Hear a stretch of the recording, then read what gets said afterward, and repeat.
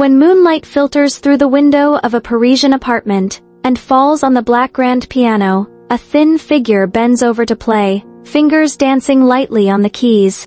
The flowing melody is sometimes like the breeze on the Polish grasslands, sometimes like the sigh in the heart of an exile. This is Frédéric Chopin, the musician known as the piano poet. He wove a romantic dream with black and white keys, making the piano the most poetic instrument. He integrated the sufferings of his motherland and personal affection into the notes, making every melody carry the weight of the soul. From a talented teenager in Warsaw to a musical master in Paris, Chopin left an eternal mark in the history of music with his short but brilliant life. Born in 1810 in Elazowa Wola, near Warsaw, Poland, Chopin had a French father and a Polish mother. This dual cultural background seemed to plant the seeds of integration in his music, both with French elegance and delicacy, and Polish passion and enthusiasm. Chopin showed amazing musical talent from an early age. He began learning the piano at the age of 6, could compose polonaises at 7, and held his first public concert in Warsaw at 8, being called the second Mozart. His teacher, Józef Elsner, once exclaimed, "There is a spirit in this child's fingers that can make the piano sing the most touching songs."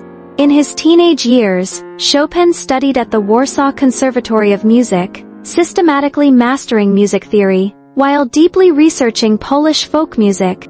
The rhythms of mazurkas and polonaises became important sources for his later creations. In 1830, the 20-year-old Chopin left Poland for Western Europe to further his studies.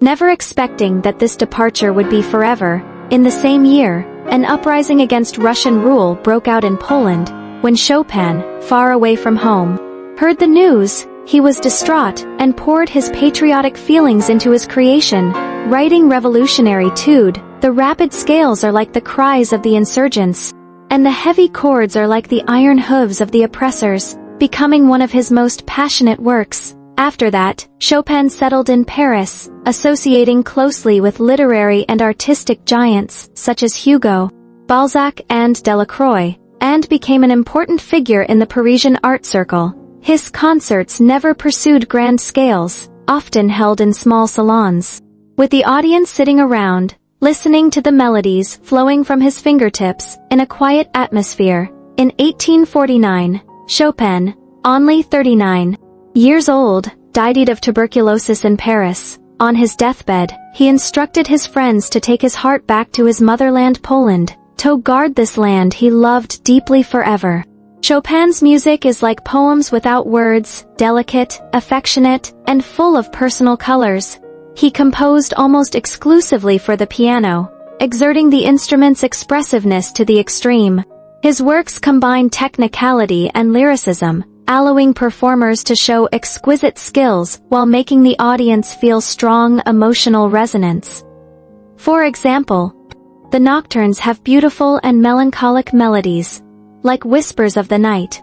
The soft arpeggios of the left hand are like ripples under the moonlight, while the melody line of the right hand is like a lyric poem, with every note carrying a touch of sadness, but also warmth. The tudes broke through the dullness of traditional etudes, perfectly combining technical training with musical expression. The rapid triplets in Tude op Arshawu, No, Shi, Winter Wind are like howling cold winds, and the light staccatos in Tude op Arshawu, No, Jo, Butterfly, are like butterflies fluttering among flowers.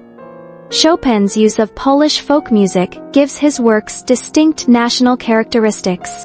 The mazurkas originated from folk dances in Polish villages, with lively and jumping rhythms full of vitality.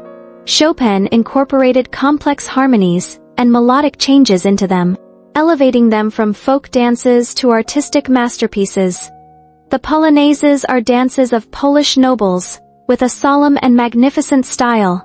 Chopin injected patriotic passion into his works, and polonaise in a flat major, op. Wuszysen. Heroic is majestic, as if praising the unyielding spirit of the Polish people. Compared with other romantic composers, Chopin's music is more introverted and personal.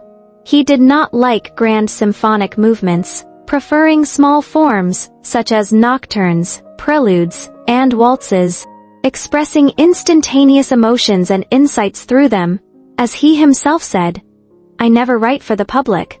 I compose only for my own heart." This pure artistic pursuit makes his music still moving after 100 years.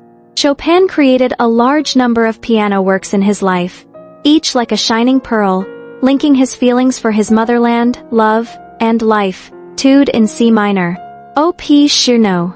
Char Revolutionary is a concentrated expression of Chopin's patriotic feelings. In 1830, when he heard the news of the failure of the Polish uprising, he wrote this piece in great sorrow and anger. The whole piece is extremely fast, with the left hand's octave bass as shocking as thunder, and the right hand's chromatic ascent full of the power of struggle and resistance. As if telling the suffering and unyielding of a nation, it is said that when Chopin played this piece, he often burst into tears, with his fingertips turning white from exertion. Nocturne in D-flat major. Op. Arshitsi. No. R. is one of Chopin's most famous works, with a dreamlike beautiful melody, known as a lullaby under the moonlight.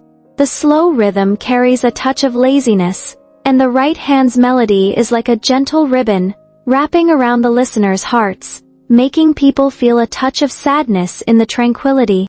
This piece has been adapted countless times and become a classic soundtrack in movies and TV dramas. Whenever the melody sounds, it can always arouse the softest emotions in people's hearts. Ballade No.